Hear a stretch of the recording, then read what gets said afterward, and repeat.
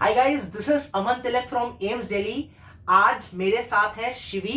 Shivi first year student है एम्स न्यू दिल्ली में and she secured 696 marks in NEET 2021। And मजे की बात है, किसी बड़ी ऑफलाइन कोचिंग में जाए बगैर नीट में फर्स्ट टाइम में, और वो भी गवर्नमेंट स्कूल से पढ़कर इसने एम्स दिल्ली क्रैक किया है। जल्दी से हम लोग बातें करेंगे कि शिवी मोस्ट प्रोबेबली जो नीट है 90%, बल्कि उस ज्यादा 99% के लोग 17 जुलाई 2022 को वो है, दैट इज द डेट, है ना।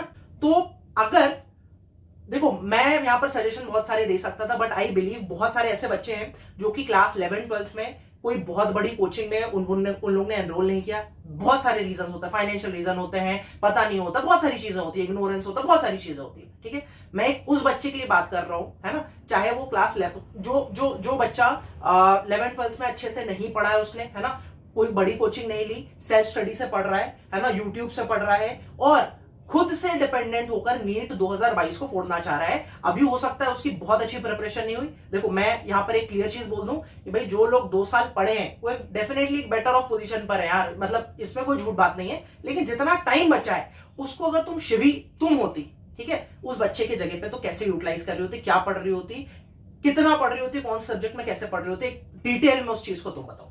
सो if I am in your place then मैं एक शेड्यूल में पढ़ रही थी और सीरियस हो जाती क्योंकि टाइम बहुत कम है। सो बेसिकली ना, मेरे अकॉर्डिंग आप लोग ऐसा करो, बायोलॉजी को सुबह लो क्योंकि उसमें थोड़ा मेमोराइजिंग रहता है। सुबह जल्दी उठो क्योंकि सुबह जल्दी उठ के याद करते रहो, कभी नहीं भूलते। सो मैं 6 बजे उठती थी लास्ट में। तो जो 6 बजे उठ के 7 बजे तक मैं इनऑर्गेनिक केमिस्ट्री को रिवाइज करती थी। जो नोट्स, मतलब वैसे एनसीईआरटी तो मस्ट होती है इनऑर्गेनिक के लिए, वो तो पढ़नी ही पड़ती है। तो उसमें पढ़ते तो हम लोग हाईलाइट करते हैं या फिर जो इंपॉर्टेंट पॉइंट्स होते हैं उसके नोट्स बना लेते हैं। उसको जल्दी जल्दी रिवाइज करना है क्योंकि वो भूल जाओगे। मतलब हम पढ़ते तो हमें लगता है कि हमें याद रहेगा, बट वो हम भूल जाएंगे। तो वो 1 आवर में जल्दी जल्दी रिवाइज करना।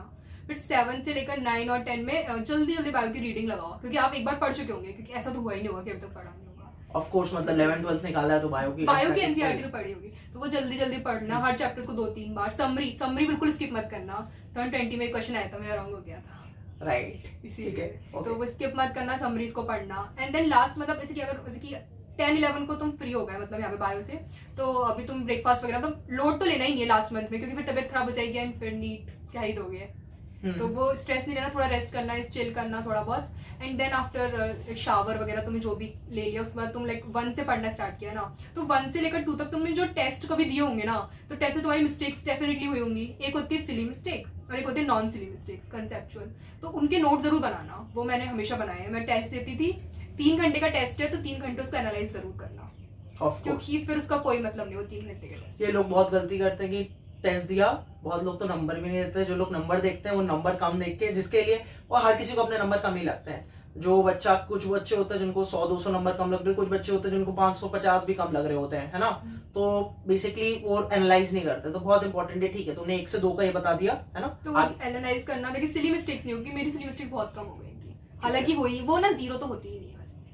हाँ, वो नहीं हो सकती, लेकिन मैक्सिमम आप अटेम्प्ट करके वो उसको मिनिमाइज कर सकते हो। तो वो क्या। एंड देन आफ्टर फिजिक्स बहुत इंपॉर्टेंट है। अब क्या है कि लास्ट टाइम पे ना क्वेश्चन मत लगाओ ज्यादा, क्योंकि अब इतना टाइम भी नहीं है। अब आई मीन फॉर्मूलेज स्ट्राइक करनी चाहिए क्वेश्चन को देख के, फॉर्मूलेज को रिवाइज करो। और कुछ ऐसे कुछ कंसेप्चुअल थिंग्स होते हैं, जैसे रेनबो है, रे ऑप्टिक्स में आता है, इस तरह के कंसेप्ट को रिवाइज करो जल्दी जल्दी। फॉर्मूलेज रिवाइज करो, डायमेंशनल यूनिट्स वगैरह होती है एनसीईआरटी के पीछे दी हुई है, वो सब रिवाइज करो। ये सब आप कर सकते हो। और थोड़ा बहुत लाइक टेस्ट में जो क्वेश्चन रॉन्ग हुए ना फिजिक्स के, वो प्रैक्टिस कर सकते हो। फिजिक्स के रैंडम क्वेश्चन लगाओ किसी भी चैप्टर से।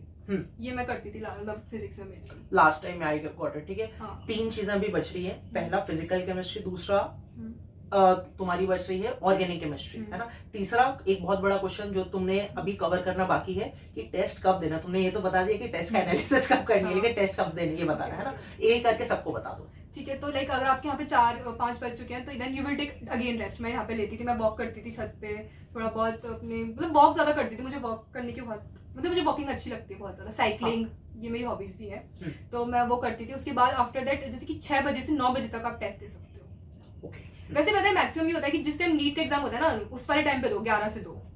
पर मैं कभी कभार आपको, मतलब मैं इस टाइम पे दे लिया करती थी क्योंकि उस टाइम पे ना मैं सो भी जाती थी कभी कभार। मैं रात को अगर लेट से, तो इस टाइम पे दे सकते हो। तो वो कभी भी 3 आवर को सेट कर लो, जो भी है। राइट, और उसको ऐसे टाइम बाउंडेड मैनर में देना जैसे आप एग्जाम में दे रहे हो। हाँ, टाइम बाउंडेड मैनर में दो, और थोड़ा बहुत शोर भी होने दो अपने आसपास, क्योंकि नीट में होता है शोर। राइट, एकदम एकदम। और इवन एक मास्क पहन के आई वुड सजेस्ट, मास्क क्योंकि ये चश्मे पे वो जो होता है वो हेज आ जाती है, उस इशू आता है। तो मतलब just acclimatise yourself in the same manner. कभी कभी ऐसा भी कर सकते हो, पंखा भी बंद करके दे सकते हो। फायदा क्या होगा भाई, आपको नहीं पता, वहां पर इतनी उमस, अगर जुलाई में हो रहा है आपका नीट, तो मतलब हो सकता है बहुत वो जो वेदर होता है ना, वो ह्यूमिड होता है, चिपचिप वाली गर्मी होती है ना। तो अपने आप को ऐसे दो ना। मैं आई स्टिल रिमेम्बर, मैं रेनॉल्ड्स के ट्राइमैक्स से पहले लिखा करता था, V5 पेन से लिखा रहता था। मैंने सारे जो क्वेश्चन प्रैक्टिस की, वो 3 रुपए वाला पेन आता है ना, उसमें उसके आते हैं 15 रुपए में 5 पीस, एक प्लास्टिक में आता है। उससे मैं सारे क्वेश्चन, उससे हाथ भी ये वो हो जाते थे, गंदे हो जाते थे, लेकिन उससे मैंने सारी प्रैक्टिस की थी। दैट इज वेरी इंपॉर्टेंट, क्योंकि आप अपने आप को ऐसे एक्लिमेटाइज करो जैसे आपको एग्जाम देना है ना। ठीक है, अब मुझे ये बता दो कि फिजिकल केमिस्ट्री तुम्हारा बच रहा है और ऑर्गेनिक केमिस्ट्री, इसमें क्या करना है? फिजिकल केमिस्ट्री में बेसिकली मेरा ये था कि फिजिकल में तो सर फॉर्मूला बेस्ड क्वेश्चन आएंगे नीट में, सो मेनली फॉर्मूलेज अच्छे से होने चाहिए, और एनसीईआरटी भी रीड करने की जरूरत नहीं है फिजिकल में, तो आई गेस क्योंकि उससे क्वेश्चन आते नहीं है। ठीक है, ऑर्गेनिक में एनसीईआरटी रीड कर लेना एक बार, वैसे भी अगर आते हैं ना कंसेप्ट तो हो जाएगी एक बार में रीडिंग। और ऑर्गेनिक में मेन ये कि जब भी आप नोट्स रिवाइज कर रहे हो या फिर कहीं से भी पढ़ा है, बुक से पढ़ा है, यूट्यूब से पढ़ा है, जैसे मैं यूट्यूब पे पढ़ लेती थी मैकेनिज्म वगैरह की, वो दिक्कत होती है, तो उसको ना एक कॉपी बना लो, सारे फॉर्मूलेज उसमें लिख लो, जैसे कि सेबिटर-सेंटमियर रिएक्शन, गेटरमैन-कॉच रिएक्शन, बस सिर्फ रिएक्शन, क्योंकि नीट में मैकेनिज्म नहीं पूछेंगे।